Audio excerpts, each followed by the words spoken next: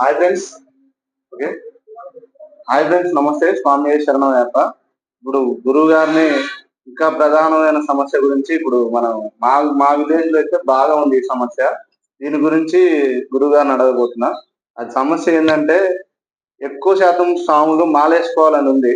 కాకపోతే స్వాములకి వాళ్ళ ఏది పాలోళ్ళు అంటారు కదా, వాళ్ళ ఇంటి పేరు ఉన్నోళ్ళు చాలా ఎక్కువగా ఉన్నారు. ఎక్కువగా ఉన్నప్పుడు వాళ్ళు ఎవరో ఒకళ్ళు స్వామి శరణం ఇలా జరుగుతుంటాయి. జరుగుతున్నప్పుడు మా దగ్గర పోయినసారి ఇదే సమస్య వచ్చింది ప్రధానంగా. వేరే వాళ్ళు ఎవరో ఎక్కడో చనిపోతే ఇక్కడ మాలలు బలవంతంగా తీపేయడం జరిగింది. దాని గురించి ప్రధానంగా ఈ రోజు అడుగుదామని బాగా సంకల్పించుకుని ఉన్నా. దాని గురించి ఇప్పుడు గురువు గారు క్లారిఫికేషన్ చేస్తాడు. ఎవరైనా చనిపోతే వారసులు అంటే మనం మాలేసుకున్న తర్వాత మాల తీయాల్సిన అవసరం ఉందా లేదా అని మీ డౌట్. ఎందుకంటే తల్లికి, తండ్రికి, భార్యకి, సంతానానికి మాత్రమే ఈ మైల్ అనేది ఉంటుంది. ఎందుకంటే తల్లి కడుపున పుట్టాం కాబట్టి ఆ రుణం తీర్చుకోవాలి. రెండోది, మాల వేసుకున్న తర్వాత ఆయన అయ్యప్పతో సమానం. సాక్షాత్తు అయ్యప్పగా ఆయన ప్రతిరూపంగా భావిస్తాం కాబట్టి మైల ఉండదు. మాల తీసిన తర్వాతనే మానవుడికి మైల్ అనేది అంటింది. కాబట్టి సహగోత్రికులు అంటే అన్నదమ్ముల పిల్లలు, ఒక తరం దాటిన వాళ్ళు, రెండో తరం దాటిన వాళ్ళు ఉంటే ఈ స్వామి ఎవరైనా చనిపోయి మాల తీయాల్సి అన్నప్పుడు మాల తీయాల్సిన అవసరం లేదు. ఎందుకంటే ఒకవేళ ఏమండి మరి మా వాళ్ళు మైల పట్టాలంటారు, మాకు మళ్ళీ మమ్మల్ని వెలేస్తారు, మా కుటుంబాలను వదిలిపెడతారన్న భయం ఉన్నప్పుడు ఈ స్వామి మండపం దగ్గర కానీ లేదా వేరే స్వాముల పీఠం దగ్గర కానీ వెళ్ళి దీక్షను తను నిర్వర్తించవచ్చు. ఇంట్లో ఉన్న కుటుంబ సభ్యులు యథావిధంగా వారి యొక్క నియమానుసారం అవి పాటించవచ్చు. కాకపోతే ఆ స్వామి మళ్ళీ ఆ ఇంటికి రాకూడదు ఆ మైల పోయే వరకు.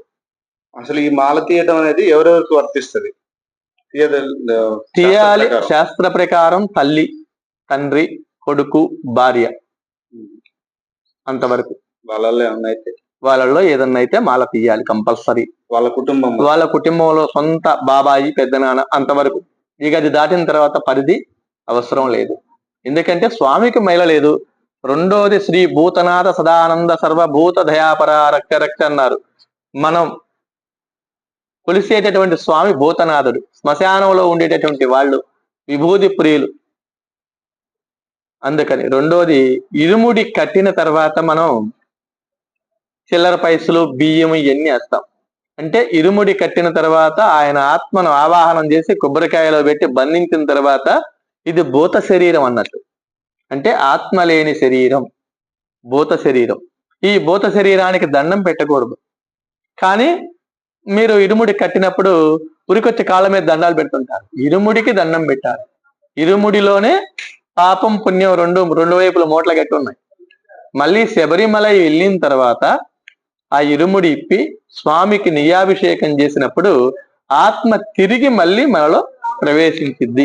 ఇది శాస్త్ర నియమం. అందుకని అప్పటిదాకా కూడా నువ్వు ఫర్ ఎగ్జాంపుల్ ఇరుముడి కట్టి పంపిస్తాం, బాగా తుఫాను పట్టింది, అక్కడ దర్శనం కాలేదు, నీకు ఇంటి దగ్గర తోటలు గేట్లు అన్ని వ్యాపారాలు ఉన్నాయి, అయినా ఇక్కడ వ్యాపారాలు గుర్తురావు.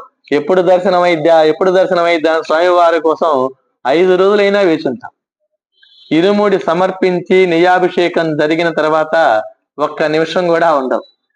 నా ఇల్లు, నా పొలం, నా వ్యాపారం అంటూ పోవలసిన యాత్ర అన్నీ కూడా వదిలేసి నీ ఇంటికి పరిగెత్తుకుంటూ వస్తా. అంటే అప్పటి వరకు నీది ఆత్మ లేని శరీరం కాబట్టి నీకు ఇంటికి కూడా ధ్యాస అనేది రాలేదు.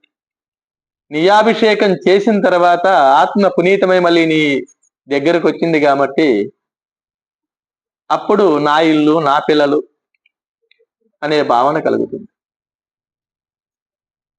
Thank you so much. ఇంకెవరైనా అడుగుతారా?